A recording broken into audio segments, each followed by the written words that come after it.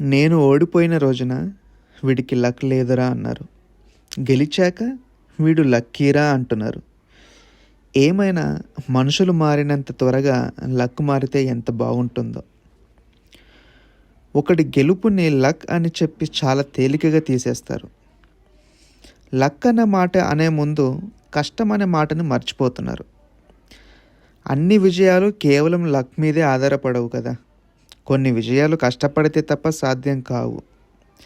కానీ మన చుట్టూ ఉన్న కొంతమంది మాత్రం ప్రతి విజయాన్ని అదృష్టంతోనే పోలుస్తారు. ఓడిపోతే వీడికి లక్ లేదురా అని అంటారు. గెలిస్తే వీడు లక్కీరా అని అంటారు. కానీ వీడు కష్టపడ్డాడు అని చాలా తక్కువ మంది గుర్తిస్తారు.